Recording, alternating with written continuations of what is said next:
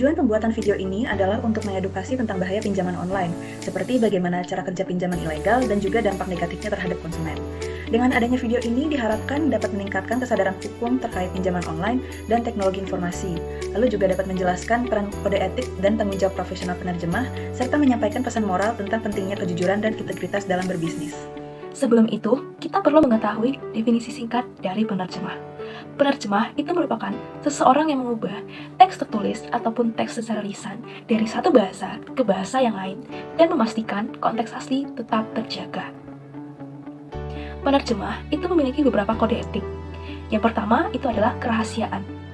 Penerjemah tidak boleh mengungkapkan informasi terjemahan kepada pihak ketiga tanpa izin. Yang kedua, akurasi dan kesetiaan. Penerjemah harus setia pada teks sumber serta memastikan bahwa terjemahan akurat dan lengkap. Yang ketiga, kompetensi profesional.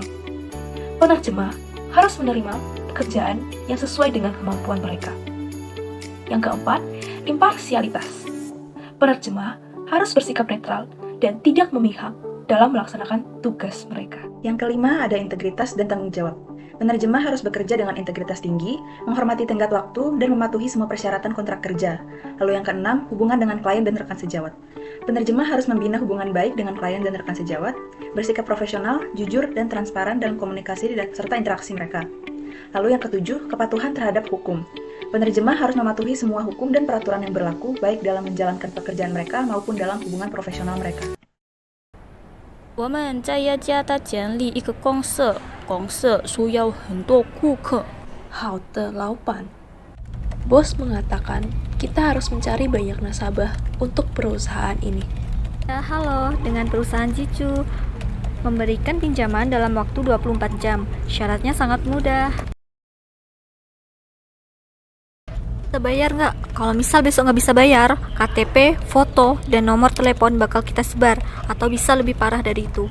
Tapi memang belum ada uangnya, Pak. Apakah nggak ada perpanjangan waktu? Besok harus ada. Kalau nggak ada, rumah kau aku sita. 先生，全部文件我都已经翻译了，愿意提交。确保安全和顺利。一点障碍都不可以。 Semua berhenti bekerja. Anda semua ditangkap atas dugaan kegiatan pinjaman online ilegal. Kami menemukan bukti kuat bahwa kegiatan ini ilegal. Tersangka adalah direktur perusahaan dan bertanggung jawab atas segala tindakan.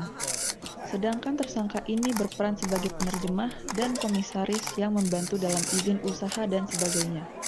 Para tersangka dijerat dengan berbagai pasal UU ITE, KUHP, UU Perdagangan, dan UU Perlindungan Konsumen. Jaga privasi dan pastikan layanan yang digunakan terdaftar dan diawasi oleh otoritas yang berwenang. Opini berdasarkan peraturan hukum di Indonesia. 1.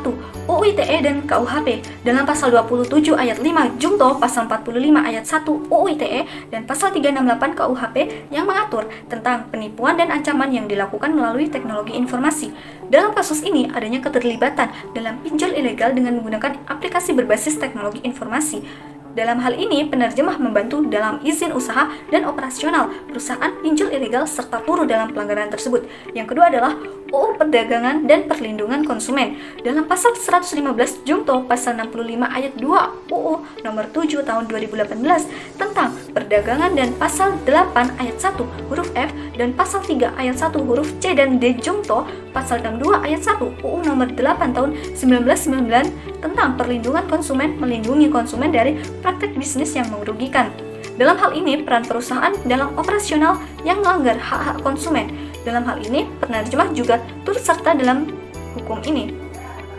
Kemudian, adanya pelanggaran menurut kode etik HPI. 1. Kerahasiaan dan imparsialitas. Kode etik penerjemah menekankan pentingnya menjaga kerahasiaan dan bersikap netral dalam setiap tugas yang dilakukan. Dalam kasus ini, penerjemah telah melanggar dikarenakan adanya aktivitas ilegal atau mendukung tindakan yang melanggar hukum. Kemudian, kedua, akurasi dan kesetiaan. Penerjemah harus setia pada teks sumber dan tidak menambahkan atau menghilangkan informasi. Penerjemah juga harus memastikan bahwa terjemahan harus akurat dan lengkap. Jika penerjemah terlibat dalam aktivitas yang mendukung operasional ilegal, penerjemah bisa saja memanipulasi informasi untuk kepentingan perusahaan yang melanggar prinsip akurasi dan kesetiaan. Yang ketiga adalah kompetensi profesional dan kepatuhan terhadap hukum. Penerjemah harus bekerja dengan kompetensi profesional yang tinggi dan mematuhi semua hukum yang berlaku. Dalam hal ini, adanya keterlibatan dalam aktivitas ilegal menunjukkan kurangnya kompetensi profesional dan pelanggaran terhadap hukum yang berlaku, yang mencerminkan ketidakpatuhan terhadap kode etik penerjemah. Kemudian, kesimpulan dari hal ini adalah kasus ini menunjukkan pelanggaran serius terhadap kode etik penerjemah. Penerjemah harus bekerja dengan integritas, menjaga kerahasiaan, imparsialitas, dan mematuhi semua hukum yang berlaku. Terlibat dalam aktivitas ilegal tidak hanya merusak reputasi profesional penerjemah, tetapi juga dapat membawa konsekuensi hukum yang serius. Oleh karena itu, penerjemah harus selalu memastikan bahwa mereka bekerja untuk entitas yang sah dan sesuai dengan etika profesional. Dari kasus tersebut, terdapat beberapa saran. Yang pertama, penerjemah harus menaati hukum yang berlaku dan melakukan pekerjaannya dengan integritas tinggi.